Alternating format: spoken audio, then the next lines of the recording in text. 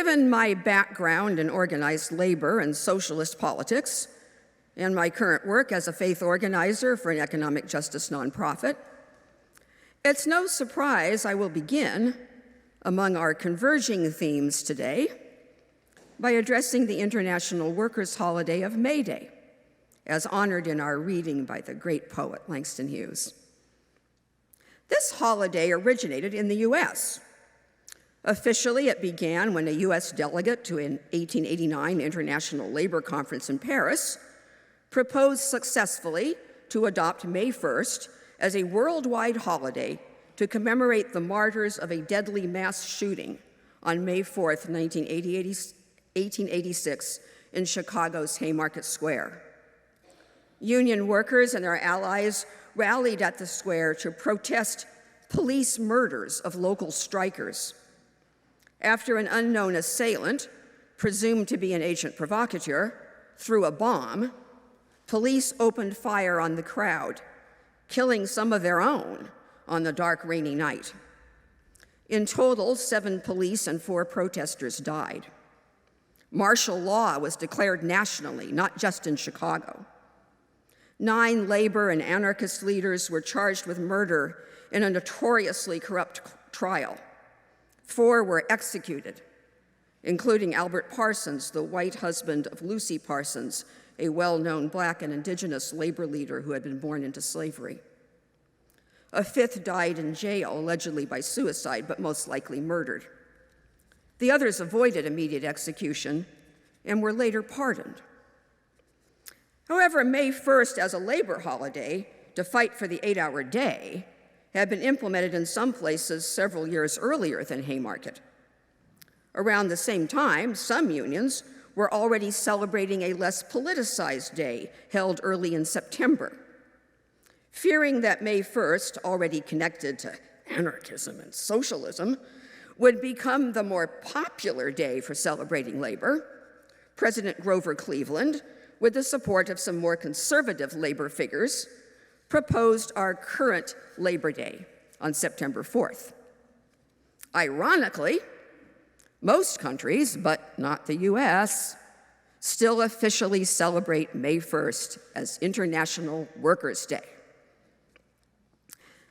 As support for organized labor has once again increased and opposition to capitalism has become almost mainstream among younger US Americans, I am delighted that in recent years, May Day is being reclaimed to celebrate labor and left radicalism generally, even by some elements of the official labor movement.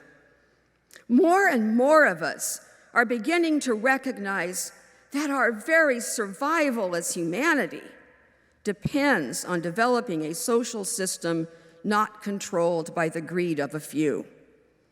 I hope many of you will march in San Francisco's May Day parade tomorrow. Of course, May 1st is not just a labor holiday. In fact, the date was chosen originally because it coincided with May Day, a popular holiday with a far older significance based on the ancient Celtic festival of Beltane, which is celebrated primarily in Ireland, but also in Scotland, Wales, and parts of England. And as was stated earlier in the service, Beltane falls halfway between the spring equinox and the summer solstice in the Northern Hemisphere, and was one of the 4 major seasonal festivals celebrated in ancient Celtic religion, and has now been adopted by modern paganism. Held at the height of spring, as you have heard, Beltane is a happy holiday associated with fertility and sexuality and the blessings of the coming harvest season, theologically, as was said, honoring the sacred union of God and goddess. It is a good day to conceive a child, get married, or renew one's wedding vows. After today's service, we will be celebrating Beltane by making traditional floral wreaths and dancing around a maypole, rituals popular even among those who no longer associate them with their religious roots. Modern paganism, like most other religious traditions today, offers a range of belief from the literally supernatural to the purely metaphorical, allowing us to connect deeply via ritual and contemplation to the powerful rhythms of our natural environment. For those of us having white European ancestry, it has an added bonus in that it allows us to participate in the profundity of earth-centered religion without superficially or exploitatively adopting practices from contemporary indigenous earth-centered cultures oppressed by racist colonialism. While we will never know exactly what ancient European cultures believed or practiced, whether Celtic or otherwise, modern paganism draws on what we do know. It shares some common features with other earth-centered religions, but does not take away from them, thus making it ethically accessible to people from a range of ethnic backgrounds. As I often like to point out, the root meaning of religion comes from the Latin religio, meaning to reconnect or realign. Modern paganism teaches us to realign with our source in the natural world, to reconnect to our awe and wonder, to both our love and fear of the unrelenting forces that create, destroy, and ultimately recycle us. It draws on a spirit of equanimity analogous to the biblical language in Job, "The Lord giveth and the Lord taketh away. Blessed be the name of the Lord."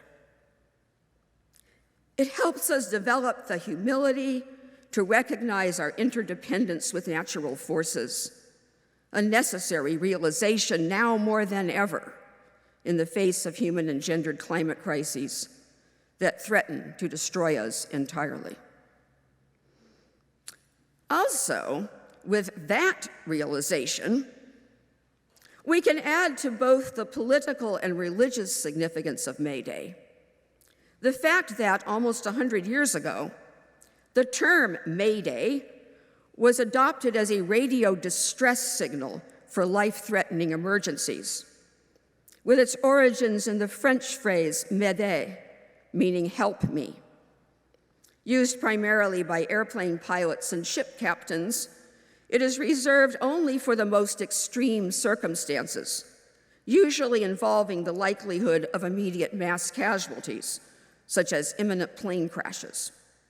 Legally, May Day calls take precedence over all other radio transmissions.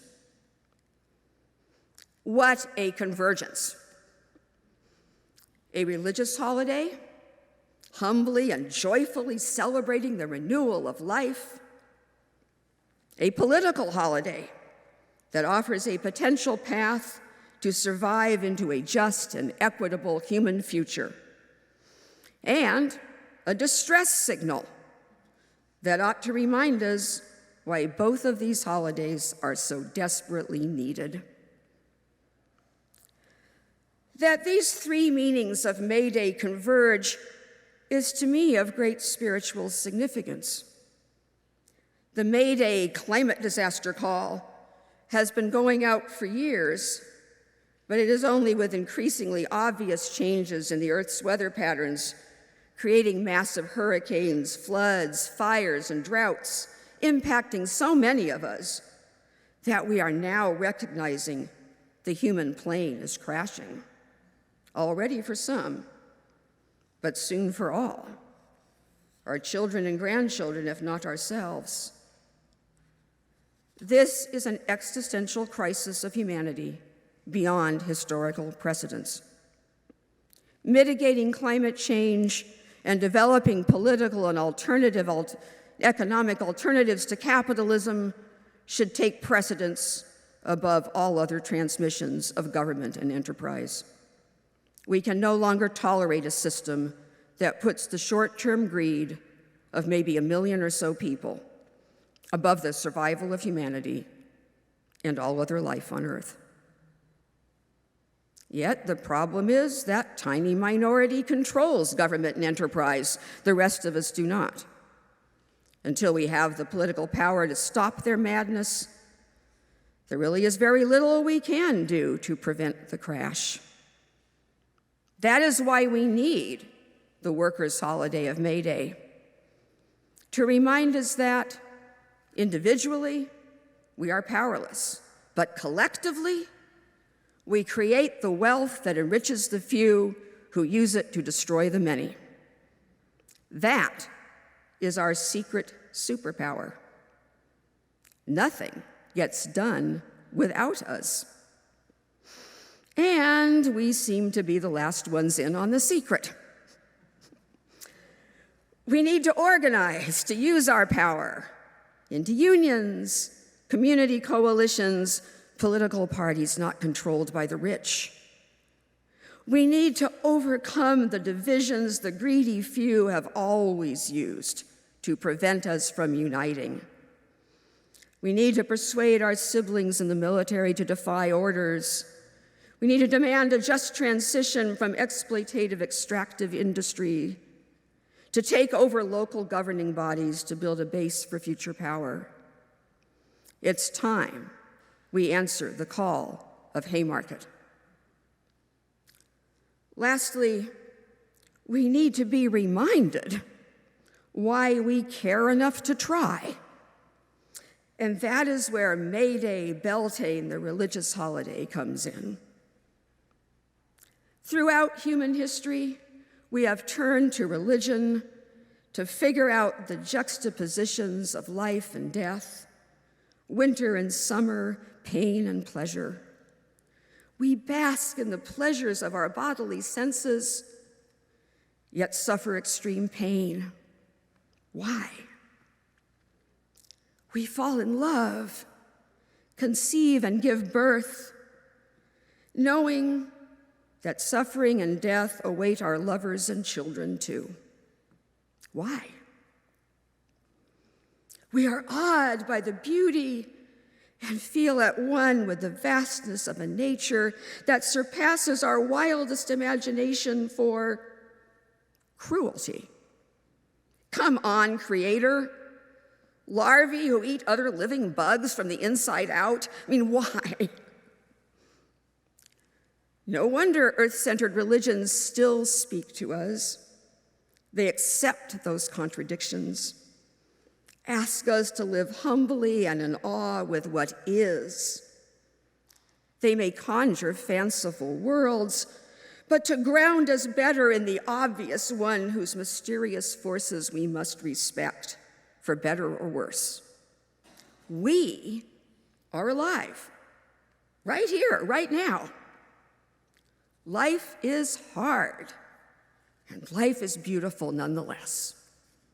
We need Beltane to remind us that renewal and joy and celebration are as much our birthright as death and pain and destruction. Otherwise, why bother caring enough to save the world? And I know we do care. So happy May Day, everyone. Thank you.